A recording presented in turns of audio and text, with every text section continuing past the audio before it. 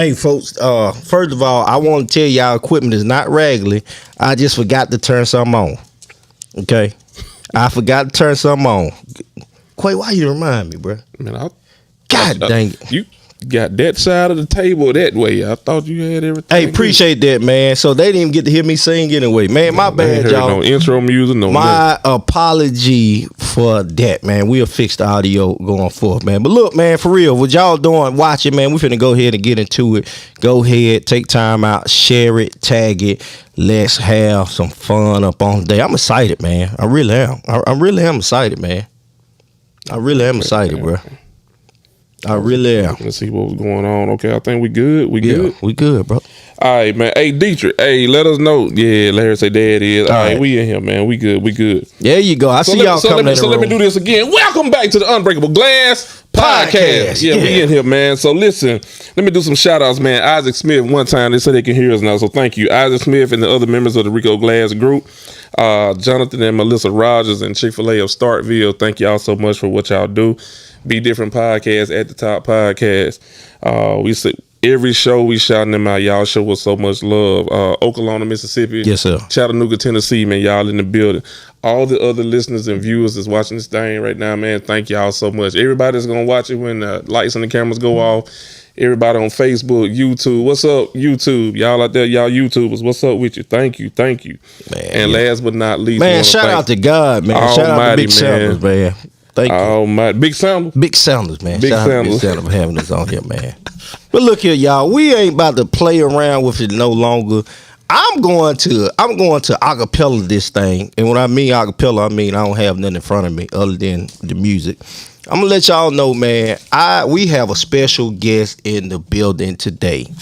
But let me tell you a little bit something. Me and this guy go way, way back. I'm talking about way back to where our jerseys were too big, but we got on the ball field trying to make something shake. And man, I am proud to bring on the show today, man. He took time out of his busy schedule. That's right. To come be with old country boy and old Quavo on the Unbreakable Glass Podcast. Y'all go crazy in the comment. Go crazy with the likes, shares, man. Y'all welcome to the stage, Johnthan Bankhead. What you call it? Bankhead, yes, man. Yes, sir. Hey, bro. Banks in the building. Hey, since I finally got you here, man, I'm just going to tell you. I've been I've been holding on it for long. I didn't appreciate that time you dunked on me, bro. Man, you still holding on to that? Yeah, bro. You say you still holding on to that? Hey, man, that was good time. Bro, good times. Let me tell you what's crazy. You know, I was always competitive. Yeah. So Banks, not only was the Joker tall, he can leap out the gym. Yeah. I didn't kill Quay. I went up for the rebound, thinking I finna grab the ball. He took it out of my hand and just slammed it in the neck. Coach Turner said, I told you not that you could try to jump with that boy. I told you. Hey, you know the crazy thing, bro? But there. You know my homeboy, Bubba. Yeah. Y'all like family. Yeah. And he always told me, he was like, bro, Rico gonna run on your legs, you try to dunk on him. Right. Hey, I ain't family with them or nothing, but it's almost like we family, you know? Because I've known them for so long, but I knew Rico. We always knew Rico as like big rah-rah tough dude. Yeah. Big rah-rah tough dude. Oh, it's a rap. And my homeboy, he's like, man, Rico gonna knock you out there when you try to dunk on him. I just call him with the back turn. Hey, when I say he got me, bro, and I couldn't figure out a way to get him back either, bro. Man, we been down there at the Travis Outlaw Center, man. I done played a couple pickup games, Rico. Hey. He tough now. He tough. Hey, man, Banks, bro, I'm telling you, man, I remember I met our first basketball game, bro, is when I really got to know you. And I seen this guy, and you know, again, coming from where we just used to solid muscle and stuff, I seen this guy come. I was like, oh, yeah, man, we can handle him. Shh. Let me tell you something. The guy's the definition of an athlete, man. It was different, man. Yeah, absolutely. bro. Like, bro, you had heart, the grind, man, dog. I was in all sports, though. Yeah, man, I did it all, man. But yeah. Y'all boys down there where? Yeah. Y'all was different. Yeah. Y'all was smaller. Y'all had one big dude in where? One big guy. Say it. Oh, yeah. Ooh, Yeah. But, man, think about everybody from where, man. They gonna be athletic. Yeah. They gonna be strong as hell. They gonna be fast. Yeah. And it's just that part of that family, man. Them jokers tough. Yeah. That's what's up, man. I've been friends with that family for forever. For Since we've been time. playing ball. Like even before we got to high school ball. Yeah. We used to go down there and play softball on the weekend right there at that little family park. And man, we've been knowing them. It's just like we all family. Man, everybody from down there always super nice. Yeah. But when you talk about them damn Wooders and that's a different family, man. Hey. Rico's his last name Glass, but he a Woodard, man. The Wooders and the Millers. Yeah. They different. Yeah, bro. They different. Yeah, bro. I told Quay, see, sometimes it's hard for people to grasp that when it just come from me. Cause it was like, oh man, you just putting on this now. Like, man, I said, man, it took us getting out in the world to realize how different it was. It's different, bro. Yeah. Because I mean, down there where all the Wooders and Miller, where Rico and them grew up at, it's just like where I grew up at. Yeah. But I mean, they play ball. My people, we're a little different, man. I played ball. I got a few of my kin people. They play. The younger generation play ball. People my age didn't really play ball. Yeah. But down there, them Wooders and Millers, I can go back to Zenzo. Yes, sir. His brother that played quarterback. Man, Shimon. Yeah. I was a little bitty boy, Shimon, playing quarterback for Warehouse School, number 12. Yeah. He was bad. And them all my family. Yeah. Jermaine, man. Yeah. They had some dudes like Said. Yeah. Said may have been one of the best athletes I ever seen in my life. Man, I done seen some dudes. Yes. Bro, I remember Sid caught the ball between his legs in that game, bro. That was so crazy. I remember Said dunked on just the event, made him quit. During the game. I was in the 8th grade, bro. Yeah. I moved up to play varsity. Yeah. Man, I was so scared to see it. I was an 8th grader. I mean, if you walked out, Said 6'4", right. he about 220. Yeah, solid. Muscles. He can't do nothing but jump and dunk on you. Yeah. I'm an 8th grader.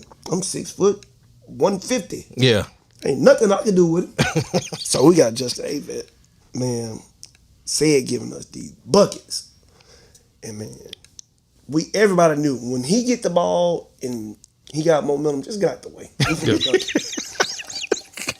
Justin didn't do that. Man, he slammed that ball, man. Justin fell, head hit the concrete, the gym floor. Dude got up, no lie. Got up, walked out like quit. Mid-game. We during the game. In the game. It's a good game. He quit. He our best player. We talking about a game that's recorded by Mississippi. Like you had referees. You got referee. It's a real regulated high game. schools. Yes. He quit during the game. That's them Millers, bro. They different. Hey, man. I know all them people, man. Good people. I'm telling you, bro. Good set of people, man. Man, growing up, man. So we talking about what we grew up like sports wise, man. Man, you care to talk about like where banks come from though, man? You know what I mean? Some people know your story, but just for those who don't, man, you know what I mean? Yeah, man. A little bit about myself, man. It was tough growing up, you know. Yeah. I grew up with my grandparents. I mean, my parents separated, like, you know. Yeah. Separated. I know my mama don't really know that well. I don't know enough to sit here and tell you about it. Right. But my daddy was my age bloom clone. My daddy died when I was 8. So I always lived with my grandparents, and it's always been us, you know. We didn't have a whole lot. You know that. We didn't have a whole lot. All my grandparents could do, give me love and a place to stay. And everything else, I got it out the mud. Yes, man. sir. I lived down there in the McBride quarters. Man, them my people, you know. Without growing up down there in the McBride quarters, bro, I wouldn't be where I am at today. And man, just growing up with pretty much just my grandma. My granddaddy died when I was in the 10th grade, you know. And, you know, from the time I was 4 or 5 years old, no lie, everybody think I'm crazy. Yeah. I knew I was going to go to the NFL and play in the NFL. But I just thought, you know, I thought I was going to go to Mississippi State, be a quarterback. From day one, 5 years old, I thought I was going to go be an NFL quarterback. I probably could have been. Mm-hmm. I had a chance to go other places and play quarterback, but I knew what I knew, trained my mind, defensive back. I don't have to worry about nobody blocking for me. I don't have to worry about nobody throwing me the ball. I go out there and make my own plays. But, man, I grew up over there in the McBride quarters, bro. And, man, I just connected with so many different people. And met a friend, my homeboy Bubba. Yeah. Literally, the absolutely same people. We kind of look alike, same situation. Yeah. Almost everything about us almost the same. And bro, we just clicked. I remember his first day he came to East Webster. We was in the 4th grade. I can remember this like it was yesterday. We was in music class. I never met the dude in my life. Then he lived 20 minutes from me, but I never knew him. And he walked in the music room. I said, "Damn, this boy look like me." You know, and man, from that point forward, me and him click. Yeah. Me and him don't have to talk every day. Right. Me and him go months without talking. Nothing never changed. Man, you know, I met people like that, and me and him had the same grind, the same hustle. His grind and hustle was a little bit different from mine. I knew I wanted to play ball. Mm-hmm. I kind of, you know, I ain't gonna say I trained my son different, but I knew if I didn't take my opportunity to play ball and really like hone in to be what I wanted to be as a football player, there wasn't really like much more I could do. You know? Right. I wasn't a great student. Hate schoolwork, and you know, Hey, that's real. hate it. So I don't really like to work for. I work for myself. I train my, you know, I own my own place out there. I run my own business, and I coach too. But I mean, so I just got it out the mud, man. I took everything my grandma taught me, and man, I just ran with it. And man, I met my wife when I was in 11th grade, and man, somebody done had my back, been by my side. You know, the road ain't always been easy, but Right. she always had my back. I knew, you know, I had somebody like that who always, you know, got my back and want the best for me, her and her family, man. And I can only tell you, man, nobody can imagine how much her family done for me, like how much they helped me throughout the years, like going to college, shit. Man, I can tell you, man, I was in college. Man, back then, college football player wasn't making no money. Might have a punter yet. My wife, mama, that thing was, I was driving that thing, it was on freaking, I was riding on air. All 4 tires was like blown, I was about to blow out. Just, you know what I'm saying? So, and man, my mother-in-law just took it, I didn't even know, she just took it upon herself and bought me 4 new tires, and I said, man, these people really for me. Yeah. This before, like, I wasn't even playing at the time, you know? That's what's up. So I wasn't even playing at the time. What's up, Gil? But I wasn't even playing at the time. I just like, man, I know these people for me, even from high school. Yeah. Man, from then on, bro, it's my wife, she's my wife, but it's like her mama's my mama. Yeah. Her sister, that's my big sister. Yeah. You know, she was one like keep my head. If I need it, she'll slap my head, you know. And my mother-in-law, she'll talk to me, but my sister-in-law, she don't tell me what's real. Yeah. She ain't gonna tell me what I want to hear. She gonna keep it real. Yeah, that's what's up. I'm thankful for people like that.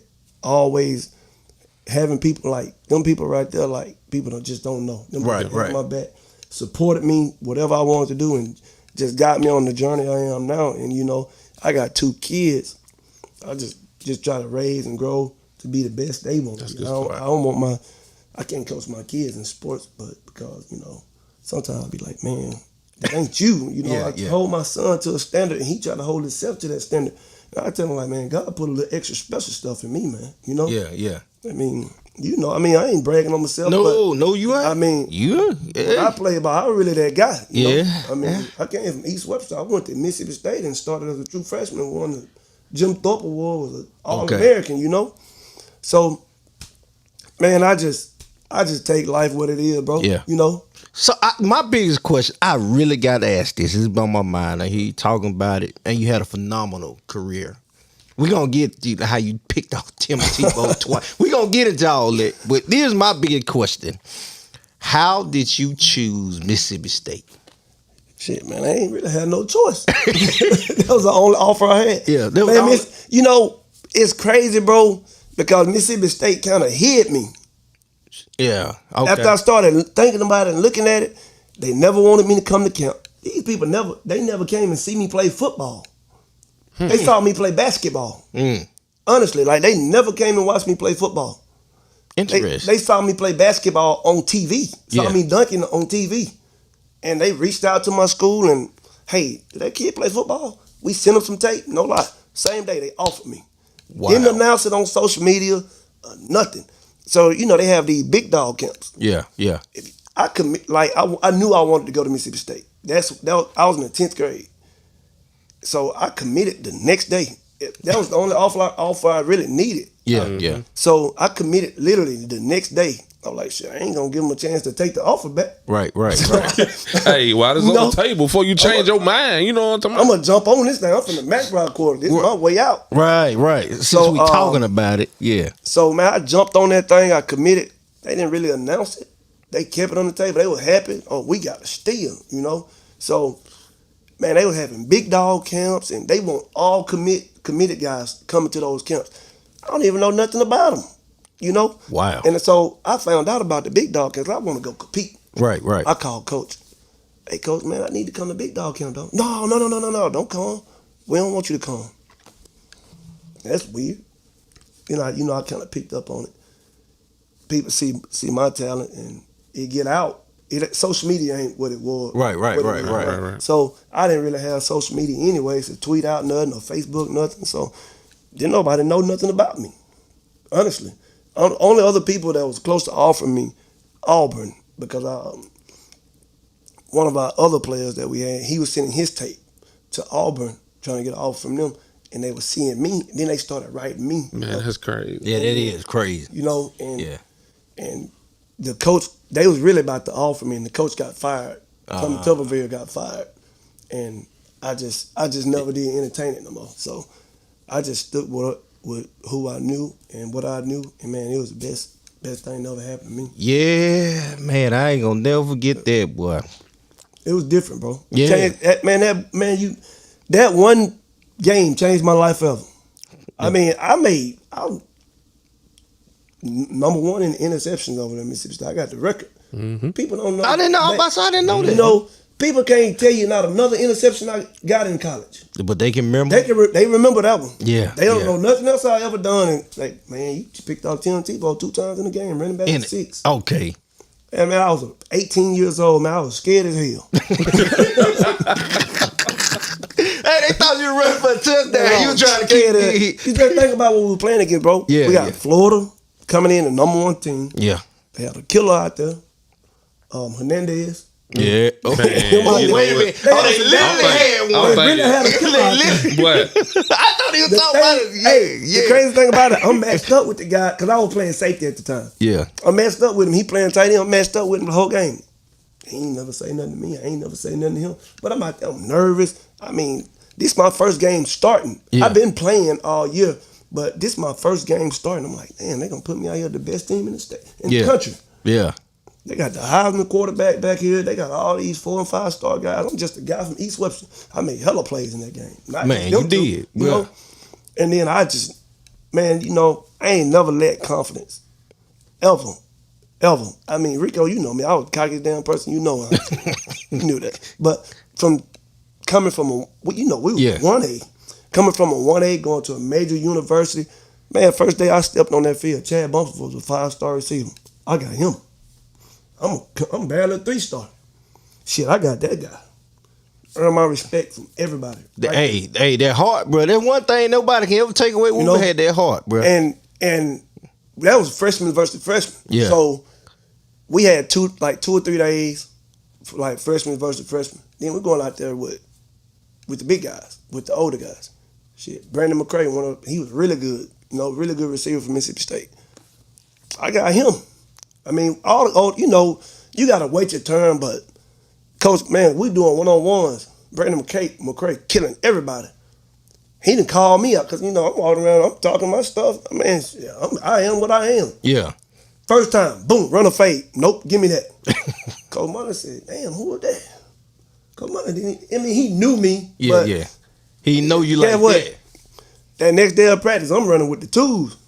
All the other freshmen, well, besides Bump was a guy, but all the other freshmen, they got their own thing going. I'm out here with the dogs.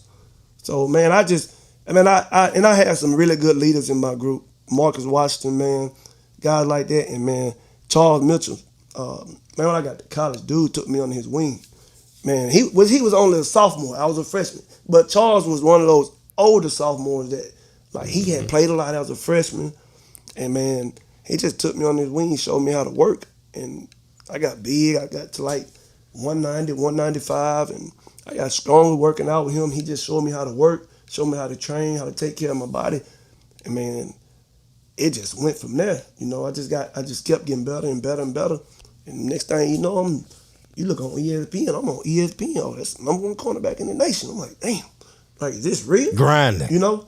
And they got me on poster board in Starkville, and I'm like, man, I'm from the McBride quarter. This don't happen. Bro. How did that feel though, bro? Like seeing that? Bro, it was crazy. Like before Dak, it was me. Yeah. I'm just being honest with you. Yeah. Before Dak, it was me. And it's still like I played football over there damn 15 years ago. Still love. Man, it's crazy. Like I played there last year. And that's one thing about the Mississippi State fan. They don't let you die out. You know? Respect. And, you know, and I made my mark. I still support the school, support the team, do all I can in recruiting, try to help them guys out. You know, if I can reach out to a kid, even like just going over there, hanging out with the players, man, you never know. Like, in that college football, it's hard, bro. It's a grind. And mentally, it can be a challenge, and which I always somehow get connected with guys on the team, like just like guys like Cam Dantzler, guys like that come out to my crib. You know, I own all them horses out there. Just something to get away from football, because football is draining. Like, it's stressful. It's a real job. Now, these dudes getting paid, and like Kelly Jones, all them guys now, man, all the corners, man, all those guys, they know. I went over there for a seminar not too long ago, just, you know, hang out, talk to the kid, gave him my number, man, look, hit me up. You ever need a place to go? Just get away from Starkville, get away from football, live 18 minutes down the road. Pull up on me. Yeah. Go out here, I got all these horses, four-wheelers, whatever. We go out here and just have fun, kick back, and chill out, we don't got to talk about football. Let's talk about life. Let me see how you doing, you know. Just stuff like that, man. And I'm just appreciative of Mississippi State, man. Bro, that's real, man. Hey, bro, I'm be honest with you, this society you ain't never seen, bro. Man, I done grew up, man. You knew that old crazy dude, man. You thought I was gonna come up here and shut up, man. This man, I'm a daddy now, man. I got 2 kids. I'm a school teacher. It's a side of them I ain't seen. Man, I grew up a lot, man. Yeah. So, Johnthan, let me ask you, man. We got people watching. We got sports parents watching, and kids that's in, you know, junior high school now playing. So can you talk about the grind from the high school to the college to the pros? What does it take at each level? What did each level, I guess, cultivate and, you know, in you? First of all, if you're sports parents, you got some dudes out there, real ballers, send them to Heritage. That's what I'm coaching. I see what you did there. All right, we're going to get that out the way. Send them to Heritage Academy. You know, we're going to love on them. We're going to coach them hard. We're going to treat them like pros over there. We got me and Tobias. We run the show over there. When Tobias run the show, I just follow his lead. But no, man, for real, high school, I was just always the best player in everything I did. I stepped on the field, I was going to be the best player. From the time I was in, no lie, from an 8th grader till I graduated, I was always the best player on the field.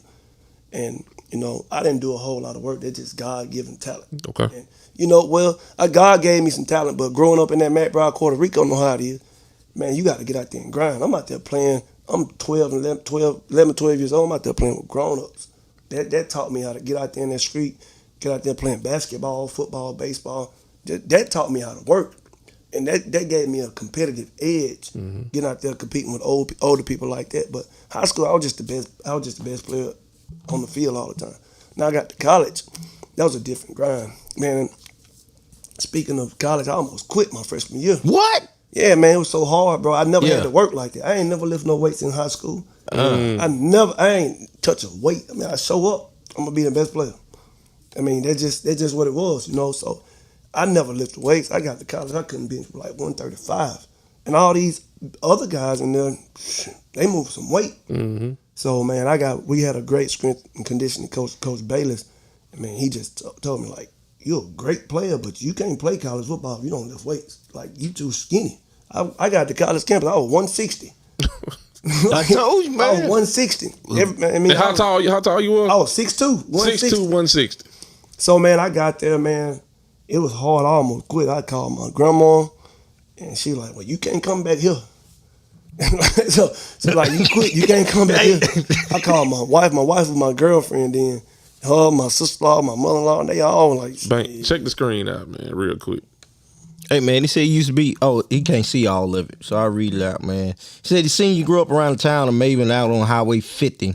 He used to be the FedEx man around the area, but Ackerman all day, every day, Choctaw County, man. So what's up with it, baby? yeah, man, blessing to see you doing what you do. But yeah, man, I mean, and them people, they just told me like, you quit, you can't come back. Wow. So, my wife was gonna leave me. I love my wife to death. She was gonna leave me, you know. And, yeah, like, what am I gonna do in Maven? Let's just be honest. Like, you gonna go get a job, man? You can't make no money doing that. So, man, I got Charles Mitchell, man. He took me on his wing, showed me how to work, and man, the grind, it's 24/7. You get one day off, Sunday. And Sunday ain't even really off day. You going to watch film, you gonna lift, you gonna go out on practice field and do some walkthroughs, and you get back to it the next week. You know, it's a grind. Like, when I say 24/7, 365, it's a grind. And then in the pros, I mean, I made it to the NFL.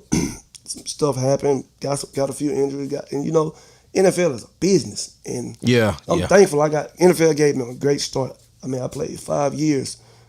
All my 5 years, I was a starter, you know. And last game I played, I was a starter. So stuff, I mean, it worked out. I played 5 years in the NFL. And man, just the NFL is different. It's a different grind. What you mean by different, man? Yeah. Walk us through that. You ain't got nobody there holding your hand. It's your body. It's your business. You are your business.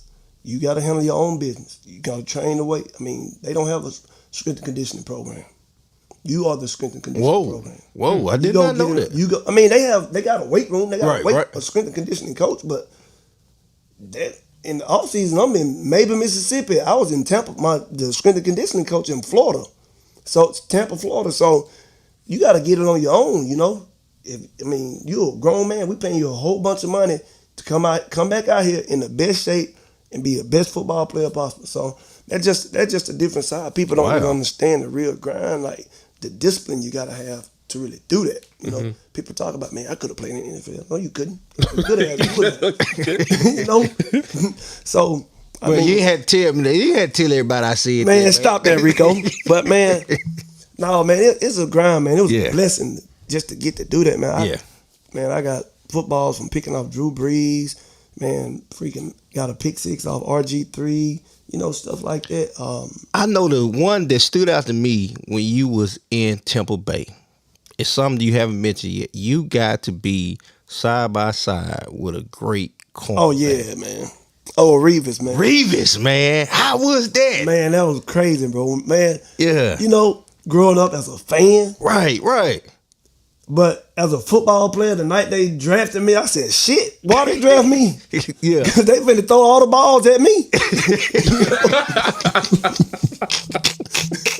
And that's what happened. Yeah.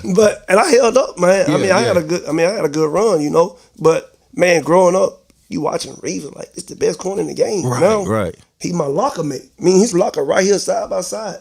We first got there, I was scared to talk to him. Yeah. He wasn't coming in when I got there. I got there a few weeks before him.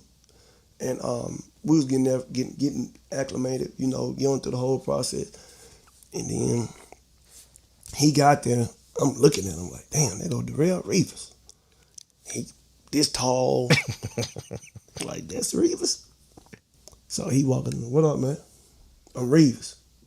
Me and him the same people. I'm like, dang, this dude, me and him the same people. He cool. I mean, he took me in. What he do, he really can't teach you. He can teach you how to be a pro, but this dude play man to man. I mean, that just come off instincts and film study, instincts.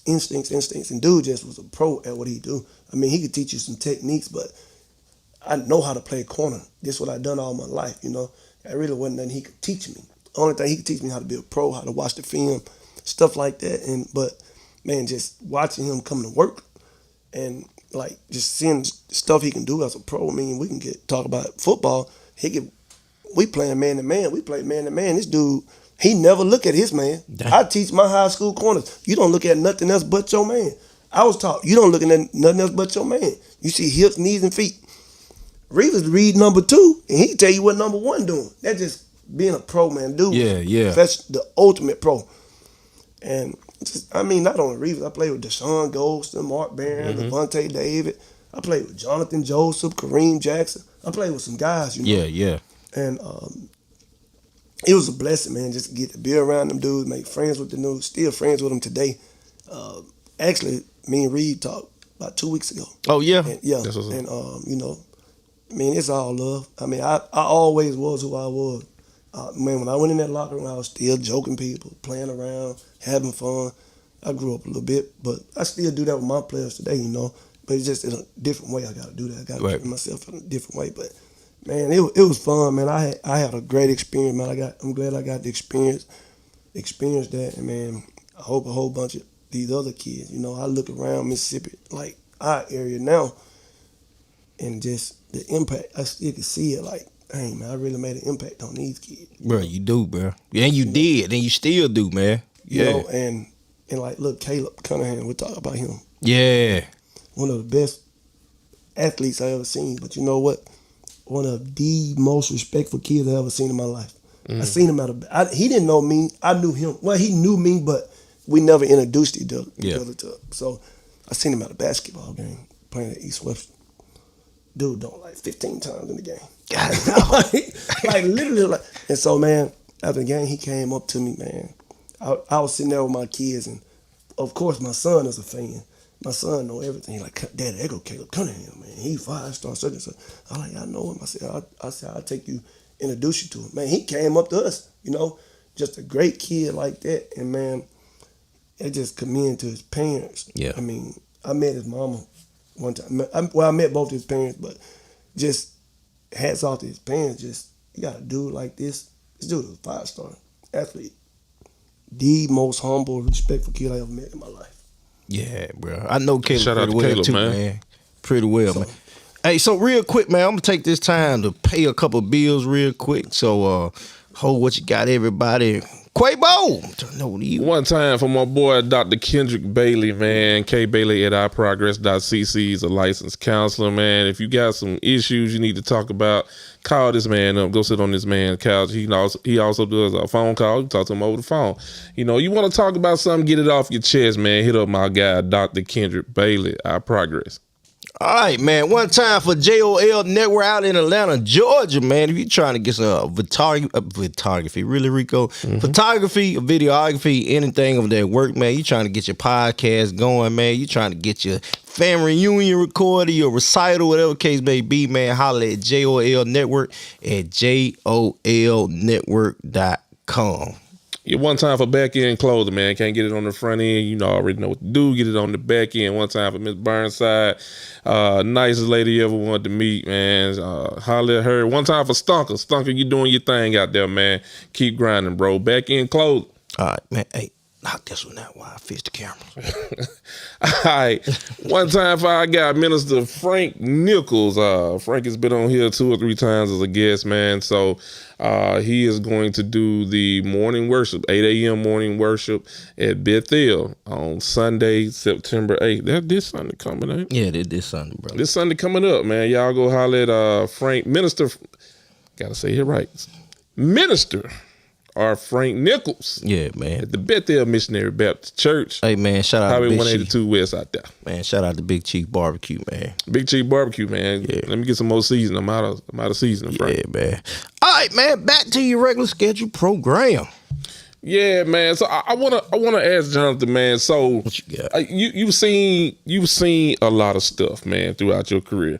Like, what are some of those moments where you like, man, that's crazy? So was it a play? Was it a player that you saw do some outstanding work or something crazy? Like, what were some of those crazy moments that you witnessed throughout your career, man? Man, Tom Brady.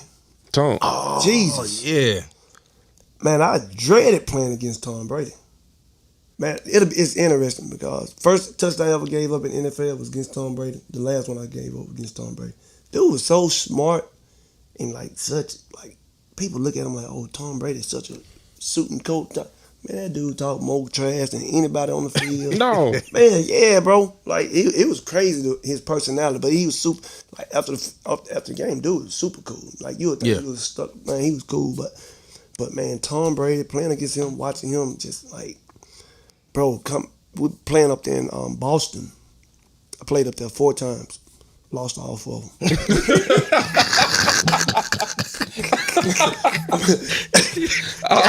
But man, it was crazy because like watching him run out the tunnel, like he'll take the whole sideline and all the fans are waiting on him to come out, right?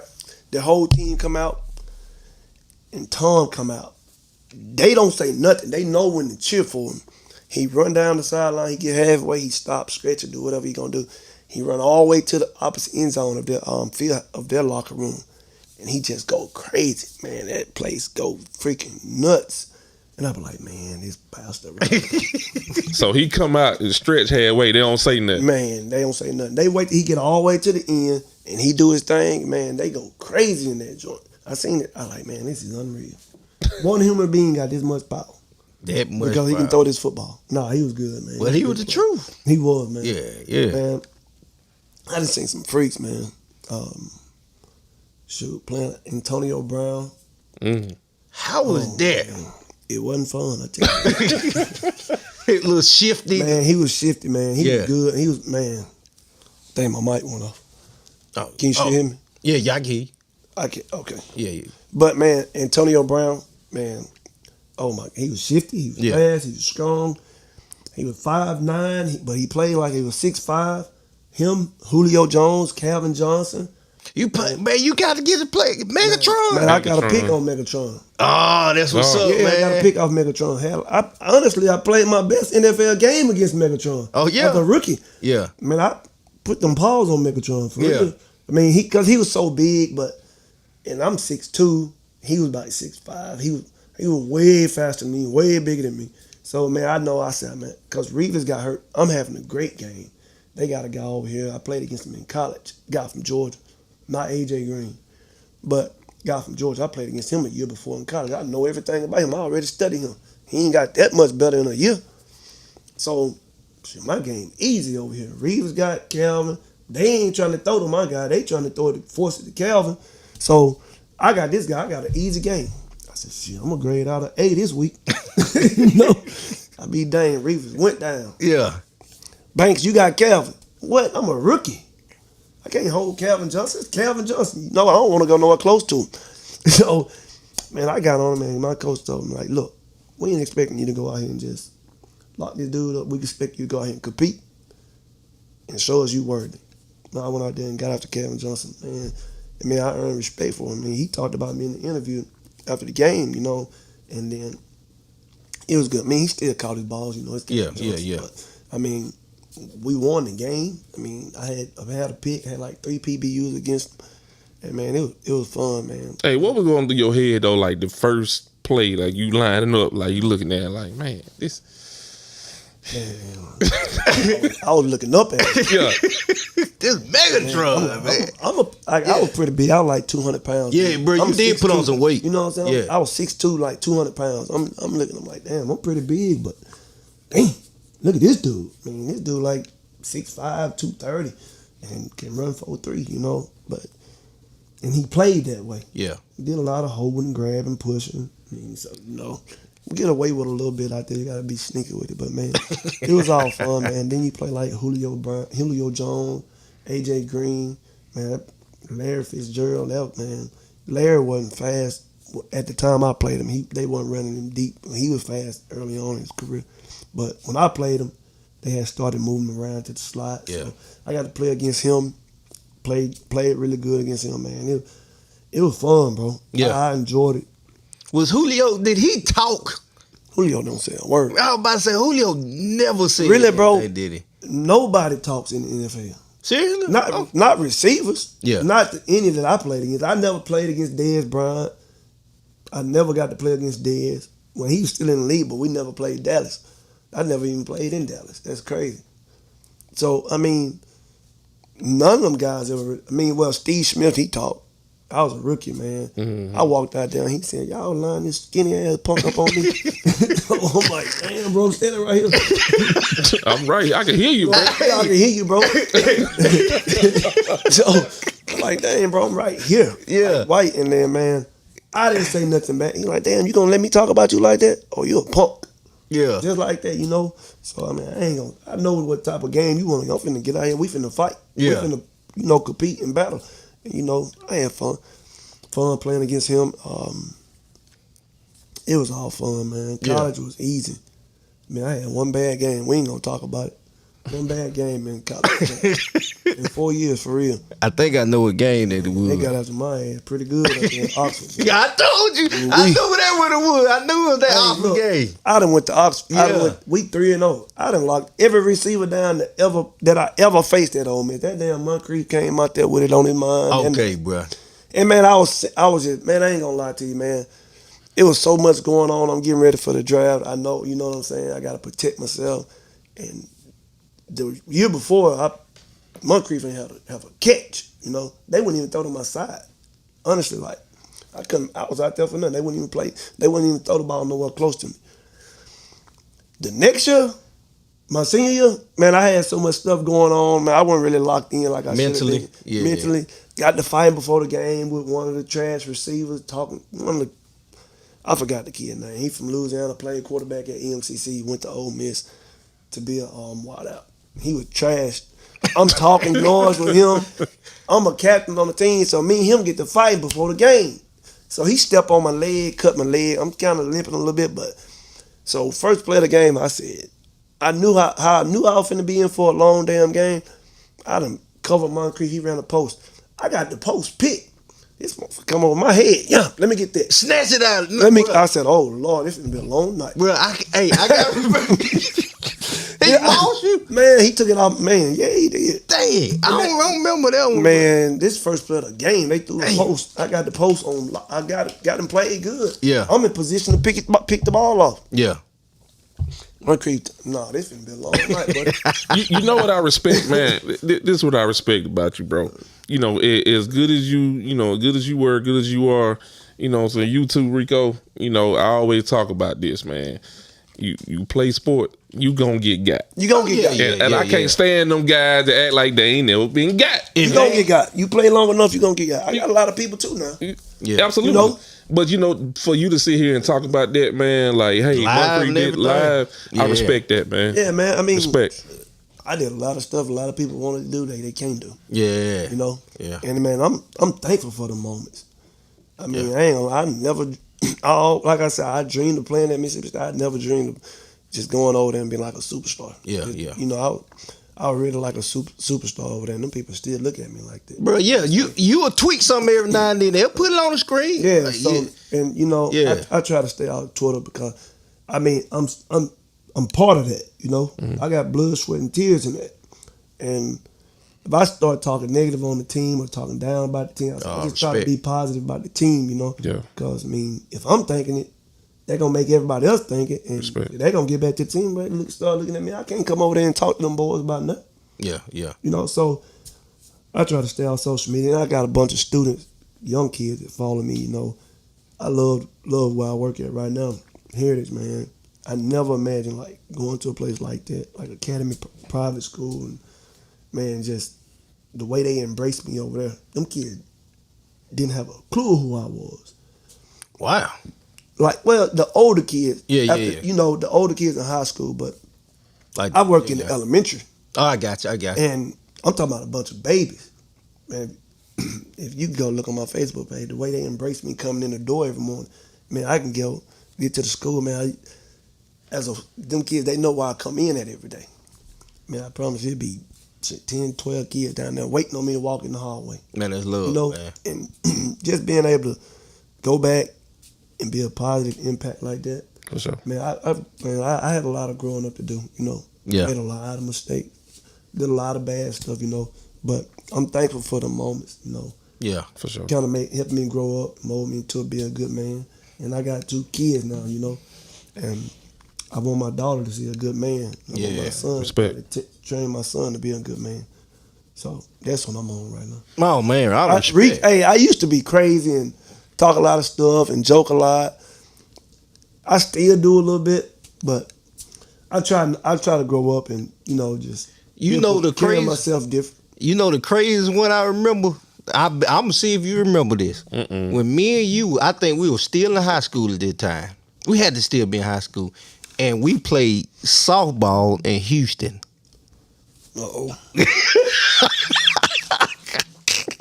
I'm leaving right there. You remember? You kind of bring back a memory. Man, Rico, I done did so much stuff in my life. You gonna have to tell me what happened. Ooh, boy, I forgot who you were playing with back then, boy. I just know that game almost went left that time. I'm sure it did. I mean, hey, Rico, if you done played me in any type of company, you can go play me right now. I say I done grew up, but when we get on that field or that sport, we get on that court, shit, that's over. Yeah. Jonathan Banks is back. I'm finna talk some noise. I'm finna try to do you in. You know, I'm still today. I can still hoop. Yeah. I can't play football no more. Them over. Balls hurt. Neck I'm trying to tell people, but see, the thing is, we can talk noise like that playing ball, but we can walk off that. It ain't even nothing personal. Oh yeah, it's just all in the game, man. It's all in the game, man. You know, just being an athlete like that. What you cannot step on the field with me and not expect you gonna make somebody want to play hard. And I ain't gonna lie to you. That's why I don't play softball no more. Yeah. Because I mean, I'm competitive. I know I know I'm good at it. You know what I'm saying? I don't even play no more. I have people blowing me up all the time, but when I play, whoever team I'm on, we probably gonna fight. I don't want to fight. I'm scared to fight. I don't want to fight. It's good to know that up front. But we probably gonna have to be almost close to fight or have to go get the police to stop. Because somebody finna get ready to get on our tail because I'm talking so much. Yeah. I mean, that's what I'm a competitor. I can't. That old dog ain't gonna leave. When you put me in a competitive situation, I mean, them kids at the school, I mean, they can get the bit when we play. Don't play me. Hey, you forget they kids. I ain't Coach Banks right now. I'm Jonathan. Hey, bro, I feel you, man. Hey, guy said, look, he want to know what was the top 5 wideouts that you faced. Man, in the NFL, rather. With no order, Antonio Brown, Julio Jones, AJ Green, Calvin Johnson, and man, that fifth one gonna be hard. And when old Smith?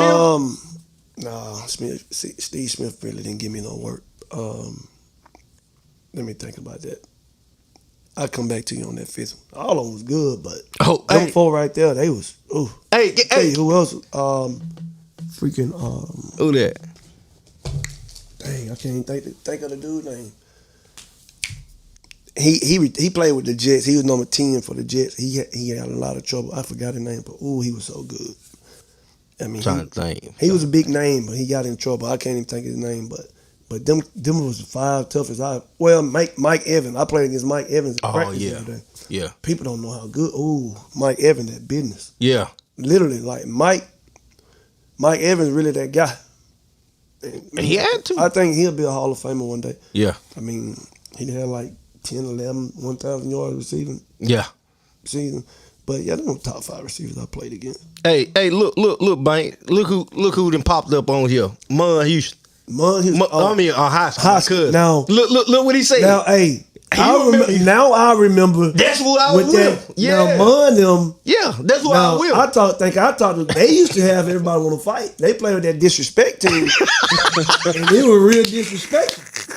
That's who I was with. It was real disrespectful. That's who I was with when that happened, man. Now, Rico, I didn't start that. They definitely started that. I ain't say you started. I just remember how that panned out, and I was there. I remember it now. Yeah. Now that you said that, man, me and Rico ain't never been about to fight. Yeah. I just tear his ass up and ball, but we ain't never been about to fight. Yeah.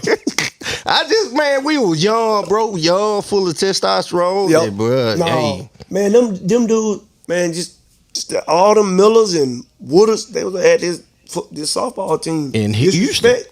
Yeah, bro. That's crazy. They were disrespectful too. The police had to be called, man. Man, we had no police. There was some country ball. Yeah, we was straight country, bro. But it wasn't you ain't have to worry about no guns and all. Yeah. Man, you was gonna fight. We was gonna be friends, right? We'll play again next Sunday. Yep. We play about every Sunday. Look at Quit. Yeah, Quit. Remember, Quit was out there, man. Man, good times, man. Yeah, man, it was good times. Good times. Shout out to all them boys, man. Yeah, one time for Jeff Akins, man. I see he in the comments, man. He got a question. Oh, Jeff got a question for you, man. He said, "Look, what was the one time you? Wait a minute, am I real? Fell off in the game and bounced back to get the win. Fell off in the game. Oh man, I can tell you a game, man. I was a sophomore in college. We were playing against UAB. We wasn't that good. I mean, we were really good on defense. Man, shout out to all our quarterbacks. But our quarterbacks were struggling a little bit when it's UAB. I mean, when you play them small schools, when they play a big school, they gonna give you their best. Like that. Absolutely. So man, we were playing UAB. I'm not locked in. I'm like, man, I'm just coming off a freshman All-American. These dudes ain't catching no balls on me. Man, they had a receiver out there. Ooh, he came out there to play. And, man, he caught a couple of balls. He probably caught 2 or 3 balls on me. Wasn't no touchdowns or nothing like that. But he caught a couple of balls on me. He was getting into the game. And I locked in, you know what I'm saying? I shut all that down. And it was, man, last play. I mean, we in a dog fight with UAB. Honestly, we wasn't that good, to be honest with you. We was in a dog fight with UAB. Mm-hmm. And what's up, ball? So it's 4th and 8 for them to go ahead. If they get this first down, they in field goal range to go ahead and win the game. So we called purple. I can remember like it was yesterday. It's man-to-man, all-out blitz. I'm on this number 7. They throw him a slant. Bloom. Nope, let me get that. You got to pick, you know. It's just games like that. I wasn't playing that good, to be honest with you. Yeah. I mean, he wasn't just killing me, but I wasn't playing that good. And when I needed to make a play, I made a play. Yeah. That's what's up. I got one for you. Do you remember your hardest lick that somebody gave to you? Yeah. Man. He said, yeah. Kind of helped me in my career, to be honest with you. Oh, man. Man, we played Seattle when they really liked that. Marshawn back there. But we were playing cover 2. I'm the nub corner. If you don't know what a nub corner, they got a tiny end with no receivers over here. And I'm the corner on this side. So anytime an offensive coordinator see that, you got Marshawn Lynch, Jonathan Banks. Who you think gonna win? You right, yeah. So the tight end kicked out on our end. They come up, cut our linebacker off, and it's just me. And Marshawn Lynch. Man, I still don't remember what It ain't funny. God. It's how you I say saw it. it on the tape, you know, but I still don't remember what happened. Man, that dude knocked me, boom, I had a concussion. He ran me over, scored a touchdown, about 30. God, for 30? Man. God, no. Man, it like hitting a Mack truck for real. Yeah, he would. I mean, like, yeah, he hit me harder than anybody. And, man, my freshman year, I went to Mississippi State. Like, I thought I was trying to make a name for myself. Trying to get on every special team I can, because I ain't come over here to red shirt. Yeah. I was too cocky to do that. I'll just be honest with you.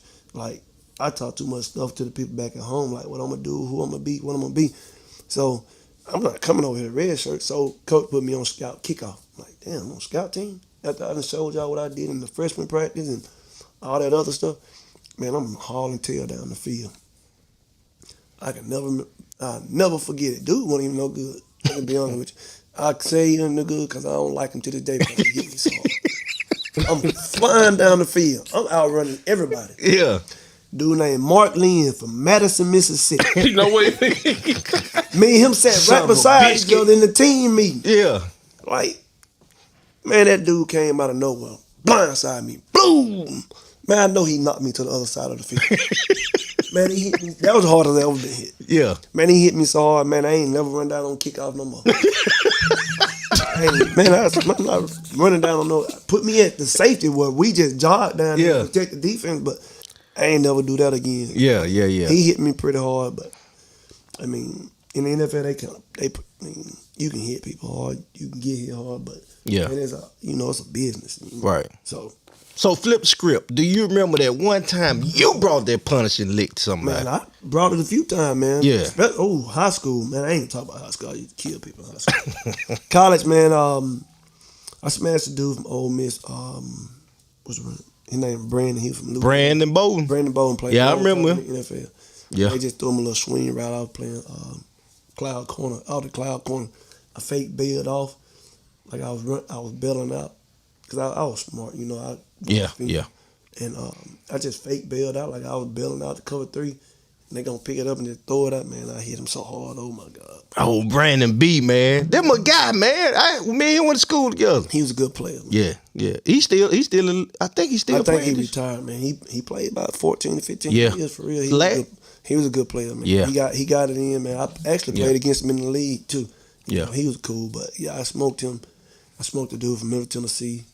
Oh, I hurt my own self with that one.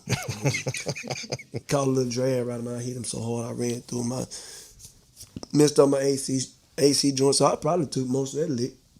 I gave him, but I probably took most of the pain. But I really wasn't trying to hit nobody for real. Yeah. Hey, hold up. Hey, Murph had to slide this in real quick. So check this out. Talking about, is it true that after retiring from the NFL, you sold cars for a while? He a car salesman. Man, I did, man. I sold for like 2 days. It wasn't for a while, man. It was right down here in camp, right down past campus, man. Dude had reached out to me, asked me what I was doing. I'm like, man, I don't do nothing. I be chilling, you know. He was like, man, I think you'll be a great car salesman. You can make a bunch of money doing this. You know, I'm always trying to hustle, get some money. Yeah. Who ain't? I said, all right, I'll try it. Man, I went Monday. I probably worked 3 days, 3 or 4 days. I went on Monday, got everything. They gave me a little office and everything. I had people coming through that thing like, man, after the first 2 days, that thing, man, it wore off. I ain't sold a car yet, you know? Well, I did sell one. And then, man, I was sitting there one day. I'm like, man, nah, this ain't for me. Yeah. I'm bored. Ain't nobody coming through. Ain't nobody got no money to buy no car. So I'm like, man, I just told him, I said, man, I can't do this. Yeah. I probably did it for like 3 days. Yeah. Like 3 days. I ain't last long. I think Jeff had another question. I find my own neck in life, you know what I'm saying? Yeah. I like, for sure. People don't. I ride horses and I train horses. Yeah. I make my money for real. You know, I buy, sell, and trade and train horses. So one more question before we get into Elite Stables real quick. So Jeff Akins, out of all the picks you had, you probably got about 100. But what's the most memorable? Picking off TNT, bro. Yeah, that's sure. definitely one. For sure. Okay. So Johnthan, man, let's get into, and I see you got the hat on, man, Banks Elite Stables, man. So phenomenal high school, college, NFL football player, man. So after all of that, and also a coach at Heritage. So after all of that, Banks Elite Stables, man. Tell us about that, man. What you doing? Man, it's something I started years ago. I've had a knack for horses and had a love for horses. I was a kid, you know.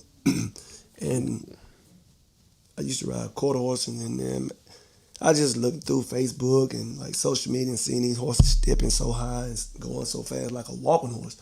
I'm like, that ain't no Tennessee Walker, he's going too fast. And man, I did some research and found out standardbreds. I really never heard of them. People around here, not a whole bunch of people around. There's a few people in Starkville that got them, but they don't do what I do. Yeah. So a lot of people where I'm from still don't, my area still don't know what I'm doing. And so, man, I did some research, man. I went through a bunch of horses and went through a bunch of times. You know how it is starting a business, trying to, you know, figure it out. Yes, sir. Make a lot of mistakes, lose a lot of money. Then I finally figured it out, you know. Finally found my neck in it, and it's been a good business for me. I've been doing it. I was doing it for myself. Now I started doing it for the public.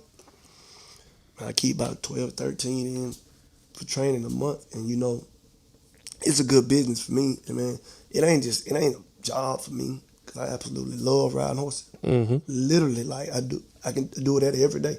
Everybody be like, man, what you be doing? I mean, it's a job for me, you know. People pay me a lot of money to do this. I mean, I sell a lot of horses too, but I mean, like, I absolutely I do that every day. Yeah. I mean, that's my passion. You know, that's what I love to do, and I mean, that's how I live my life. I'm gonna make myself happy. First, I'm make my wife and my kids happy, and I'm gonna make myself happy. And that's what I love to do, and I enjoy doing it. I just do it, just the process of it, taking one that's crazy and bucking and like trotting or pacing, and then just seeing that thing grow into a fast single foot horse. And I mean, just like it's a different gait. I mean, it's everything about it different. I mean, and people pay a lot of money for them. I say a lot of money. I mean, about like $700-800. I mean, like 20 and 30,000. Yeah. So I mean, it's a good business. I mean, I'm blessed to be in the situation I am with it. I mean, y'all support the brand. Well, hey, man, we got you. We got you. We gonna talk out of this. So, I mean, I enjoy it. I mean, I do it by myself. Yeah. Well, I got my big homie, Big Chris. He helped me. Yeah. Well, I'm over here now. I know Chris. You know Big Chris. Yeah. And I ain't know he helped you though.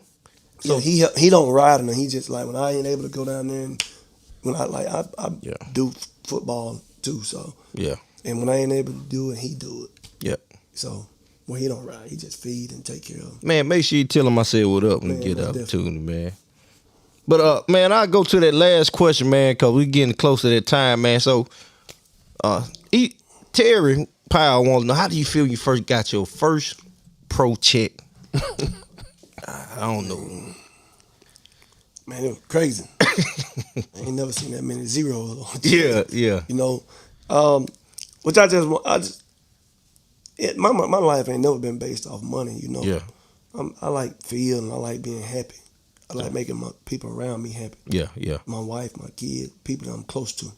I mean, I ain't close to a lot of people, but the people I'm close to, I like to see them happy. So it was more for like my wife, my kids, my grandma, my brother-in-law, my sister-in-law. I wanted to see them happy.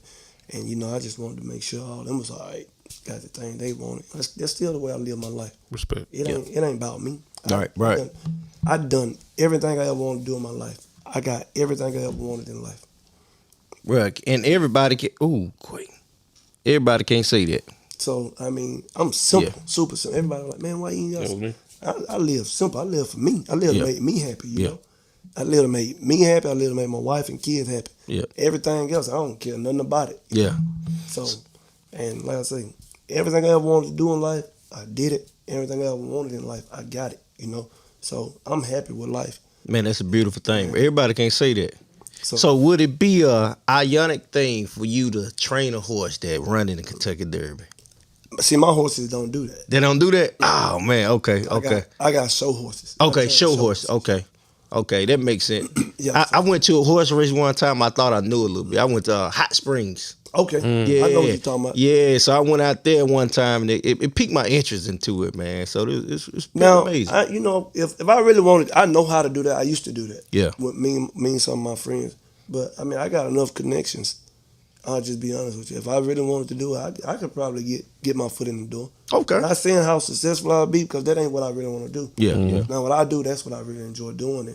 And you'll be surprised the customers I get when you're talking about Israel, Germany. Oh, wow. The countries, Israel, Germany. Oh, wow. I mean, all over the United States. I mean, I buy, sell, trade, train. I got horses. I mean, we could talk about who horses I got in my barn right now. I got Fletcher Cox. Stop it. Devin White, I mean, guys like that, pro football players. DeCameron Richardson. I mean, I got some high-end customers. That's another thing. I mean, I try to train for good people because I like to see people happy. People work hard for the money. Y'all know what I mean? It's hard to get money. Right. So if you're going to pay me, I charge. I'm pretty steep on pricing. I just be honest, because I work hard. Right. I mean, my customers know I work hard for them. So if I'm gonna give you the best I got. Now, if you can't do it, I try to keep it real, 100%, and I try to deal with certain type of people. Not like high. I just want to deal with good people. Right. People I can trust, because the horse business can be nasty. So it's like anything else. So I just try to deal with good people I can trust. All my customers become my friends. And I think that's the worst thing. Because I hate to hurt the feelings and stuff like that. But they are like Devin White. He called me right before I got up here. That's my brother now. Me and this dude talking. I ain't know Devin like at all till the horse business. And it done brought me to some super close people. Ed Oliver, Devin White, Will Jackson, people like that, man. And me and Devin really talk on the phone literally every day, all day. My wife be asking, like, why y'all talking on the phone so much?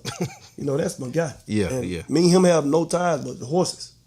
So, and people ask me why I do. I love it.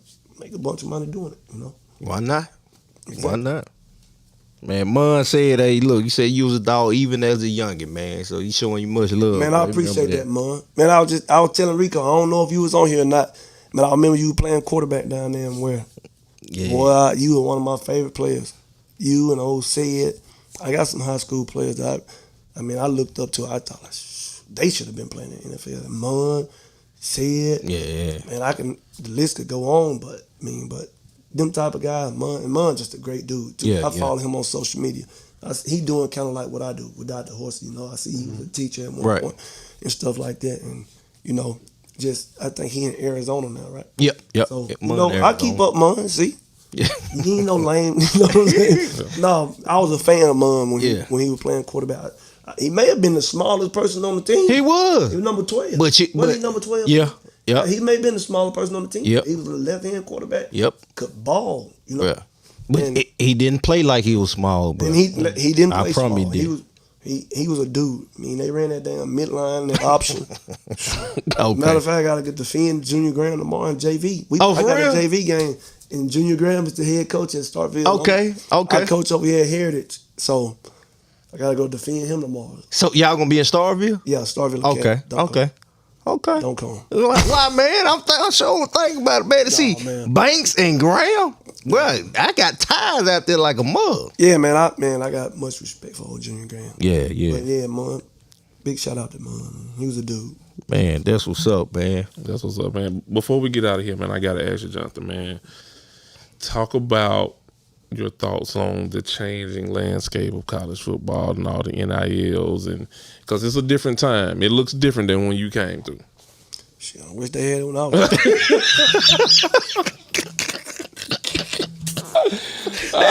That's it in a nutshell, lady. Man, that's all I can say. Man. Yeah. I wish they had it when I was in school. Like, like I say, man, football is draining mentally and physically. Mm-hmm. You out there playing college football for free, where you go out there and break your neck, paralyzed? What you gonna do now? Mm. You know what I'm saying? Now you got a little insurance money. It ain't NFL money, but a lot of these kids changing parents' lives. You know what I'm saying? Yeah. A lot of these kids come from like where I come from. Man, living with the grandma ain't got a whole lot. So I'm happy for the kids. And, I just hope the kids, be smart with what they invest in and what they do. I see a lot of these kids, I follow them on social media and stuff like that. A lot of them give it back to communities. And it's like I saw the young boy that played running back at Auburn. He just gave like $20,000 to his youth football. That's what's up. You can give $20,000 in college. I was getting a little bit of money, but I couldn't go back and give $20,000 away. Yeah. But no, man, I'm happy for these kids, man. They deserve it, man. It's a lot of time and work. You away from your family. It's a professional. You are a professional, man. You don't never see your family. Maybe a month in the summertime. You go home for 3 weeks. Go home for a week if you got a bowl game. You don't never see your family, so why not let me get paid? Y'all making a whole bunch of money off me. This is true. You know what I'm saying? So I'm happy for the kids. Man, them universities make millions and millions. They still getting crumbs, but I'm happy they getting something though. That's what's up. So Johnthan, man, before we get out of here, man, any last words for our listeners and our viewers, man, coming from NFL vet, Jim Thorpe Award winner, Johnthan Banks, man, talk to him. Man, I just appreciate y'all having me on here, man. It's a super, super duper nice setup y'all got up here. I'm going to definitely follow and support the show, be tuning in every week, and just got to go to my church, and I've been knowing Rico forever. For sure. I appreciate y'all, man, for thinking enough of me, having me on here, man, and mean a lot to me, which I do. Like I told you, I don't really do a lot of these just because, I got a lot of other stuff. Mississippi State, I'll do some stuff for them, but I don't really do a lot of podcasts, man. I just got a lot of respect for Rico, man. I think the world of him. I follow him on social media. I like what he stands for. And man, when he hit me up, I was like, man, yeah, no, without a question. I thought he would get mad at me for a second. I don't know what I was doing. Hey, bang, wow, man. I thought he was getting mad. I'm like, no, bro, calm down. I'm coming. He texted me, and I said, yeah, I'll come. And then he texted me again. I ain't texting back. I may have been out of my barn or something, but I'm like, nah, let me text Rico back. As soon as he text me. Man, I just appreciate y'all having me on here, man. Just let people figure out who I am that really didn't know me and show a side of maturity. And, I know Rico thought I was finna get on here and clown, but hey, I was ready. I got my mustard shirt and everything. I said, Banks finna go wild. I just lost that side of me, you know what I'm saying? We grew up, bro. But yes, I grew up, man. matured a lot. I don't want my son, my daughter to see that. Yeah. I mean, I used to be crazy. I mean, I wasn't crazy. I just used to have fun, joke, have a good time. But I appreciate y'all, though. Man. So, man, thank you, bro. Hey, man, I appreciate you coming, man. Real talk, bro. You helped this old country boy out, boy. Just sit down and talk with you, man. I learned a lot just by talking to you, man. Seriously. Yeah. You know, I learned a lot, man. Hey, that's what life is about, learning and growing. Yeah. I learn from my kids every day. Yeah. They babies, you know. Okay. So, man, I'm going to say this last thing, man, and I'm going to let you go. I got to give honor, give you flowers what it's due, man. So, man, I'm going to say it in front of TV. When we first was coming up in high school, I always had mad respect for you. When we went to college, I used to be so mad at you because I was so like, this dude is so talented and it came so easy. At one point in time, I wanted to be you. I ain't even gonna lie to you. I'm like, this man living what I always wanted to do. But I learned one thing, bro. That wasn't my walk. And I see why, man, because what you doing and what you have done has made a difference in so many others. And the heart that you just poured out for people, the way I probably would have done it would have been selfish. If God would have blessed me with your talent. I didn't have your talent, bro, nor your height. So I was nowhere near that. And then lastly, man, it meant so much to see a young man come from where we come from to do what you did, bro, and to see how the love that I constantly see you show towards your kids. That stood out to me so much more than you couldn't have all the awards you got, the interceptions you got, the famous people you know. Nothing stood out more to me than the way the love you showed your kids. And the reason why it rings so much to me now, because I now have my own little girl, and I see exactly what you talking about, bro. Most definitely. A whole different thing, man. So, bro, thank you again for coming on, bro, man. Hey, man, let me turn the camera to him one time, man. Y'all, wait a minute. I did something wrong. Y'all show us a love one more time, man. That was tight, though. Yeah, man. You didn't mean to do that. I didn't mean to do that. Friend, though. But I did it, man. Yeah. Hey, man. And look, man, y'all know what y'all gotta do. Shout out to the host that do the most. One time. You know what it is. Yeah, man. And with that being said, y'all, look here, folks. This has been one freaking awesome episode. Matter of fact, this right here going down in my history book is the best podcast. Not often do you have the opportunity to interview somebody you grew up with who has lived the life that this man has lived and still making the impact this man is making. So to this day, this is gonna be my #1 podcast, brother. I'm put this up, man. So with that being said, man, we appreciate all y'all tuning in up on tonight. We look forward to y'all tuning in next week, and y'all is gonna be catching it later. We're gonna be catching on Twitter, YouTube, Apple Podcasts, Spotify, whatever the case may be, man. We appreciate y'all, and remember, we will see y'all again, man. Shout out to Banks again, man. I'm gonna do it for y'all one time, but I ain't gonna say Hell State, okay? Shout out to Mississippi State. We appreciate it. That's it now. We appreciate it. Y'all don't go too far. Shout out to Mississippi State on Banks' behalf, man. But look, man, y'all been absolutely amazing. We appreciate y'all. We love y'all. Y'all make sure hold on, I gotta find it. There it is. Y'all have a blessed one. We out this thing. For sure.